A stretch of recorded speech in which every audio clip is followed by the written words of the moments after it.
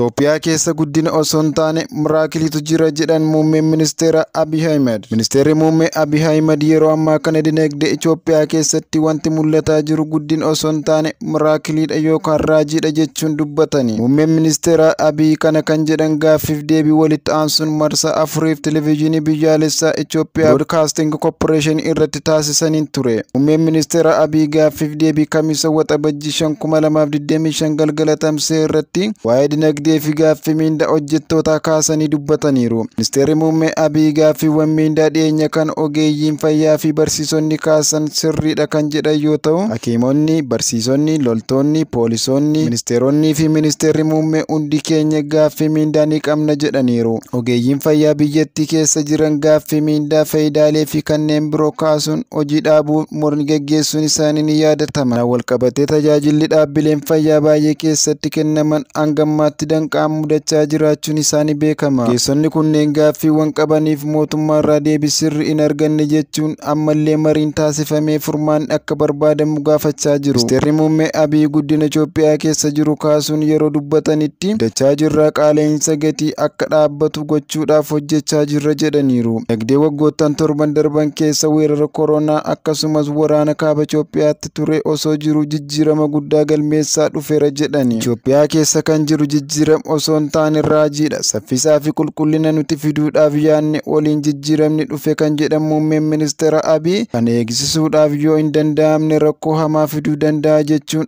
akeekkachiisaniiru. Dhugaa dubbachuuf uummanni Itoophiyaa iji isaa akka banamu, qalbiin isaa akka banamuuf carraa gaarii argate ifa isaaf ba'e hubachuudhaan akka dhimma itti ba'u hubachuusaa olaanaatiin yaada kana kaasaa jira jedhan. Muummeen ministeera gaaffiif deebii taasisan kanarratti dinagdee miraakil jedhan kanaaf agarsiiftuu kan eeran yoo ta'u, akka lakkoofsa Itoophiyaatti bara 1984 hanga bara 1998 gidduu waggoota jiran 15 oomishaaleen gara alaatti ergaman irraa galiin argame doolaara biliyoona 7.5 qofaa ture jedhaniiru. Bara kana waggaa tokko keessa daldala alatti erguurraa doolaara biliyoona 8 argatti Itoophiyaan. Biyyi waggaa tokko keessatti doolaara biliyoona 8 argattu waggaa 15 guutuu maal hojjechaa jirti jedhanii gaafachuun barbaachisaadha jechuun dubbatani. Barri kun yeroo jalqabetti bara Itoophiyaan itti dandamattuudha jedheen ture kan jedhan muummeen ministeera Abiy Ahmed. Barri kun bara dandamannaa cimaadha. Kana waggaa 4-5 yoo dabalate Itoophiyaaf ni ga'a.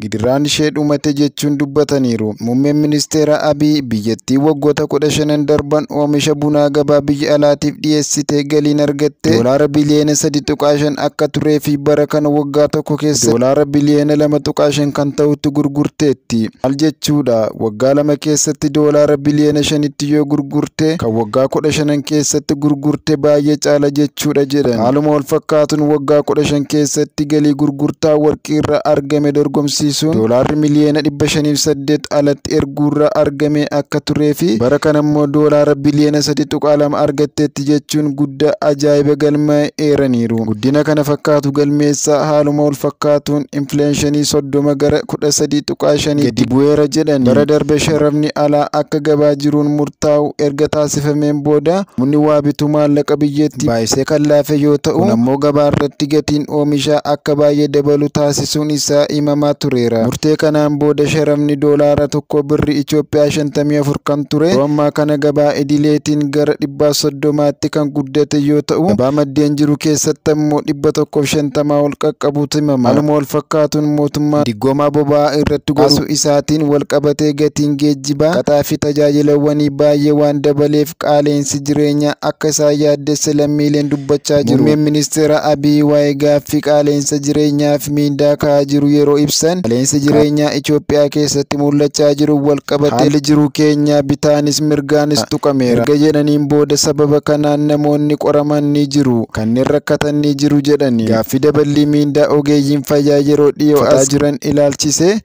gaaffiin isaanii dhugaa fi fudhatama kan qabu ta'uu kaasanii garuummoo kan isaanii adda miti baay'ee keenya kan tuqudha jedhani. Gaaffii miindaa kana furuuf tasgabbaa'anii hubachuu fi yaaduun barbaachisaadha kan jedhan muummeen ministeera Abiy. Gaaffii daballii miindaa kana kaayyoo siyaasaaf kanneen itti fayyadamu barbaadan mul'achuu kaasanii ogeeyyiin fayyaa gaaffii daballii miindaa fi faayidaalee garaagaraa gaafataa turan. Gaaffiin isaanii siyaasa kamiinuu hidhata akka hin qabne ibsaa turanis muummichi ministeeraa dabalatee qondaaltonni siyaasaa biroon gaaffiin ogeeyyiin fayyaa kanneen kaayyoo biraaf qabaniif oolaa jiraachuu dubbatu. Gaaffii kaasaa turanii wal qabate torbanoota darban keessa ogeeyyiin fayyaa hedduun to'annoo jala ooluun gabaasamaa ture. Poolisiin federaalaa gama isaan ogeeyyii fayyaa qaamolee nageenyaa booressuun waliin hojjetan jedhe 50 ta'an to'annoo jala oolchuusaa beeksisee ture. Muummeen ministeera Abiy ammoo bara kana mootummaan birrii biliyoona 91 daballii miindaaf oolchuu kaasuun waggaatti sanaa ol dabaluu akka hin dandeenye ibsanii. Miindaan Itoophiyaa gahaa miti, miindaan kiyyees gahaa miti, bara kana hojjetaa federaalaaf miindaa kaffalamu birrii biliyoona 450 caaleera jechuun galii argamurraa walakkaan miindaaf akka oolu himanii. Gaaffii daballee miindaa kana mootummaan wacaan akka hin deebisne kan dubbatan muummeen ministeera Abiy karaa tasgabbii qabuun humna keenya yaada keessa galchuudhaan deebii kennaa deemuun ni barbaachisa jechuun marii fi bifa gama hundaan fayyaduun qofa furmaata akka argatu himani.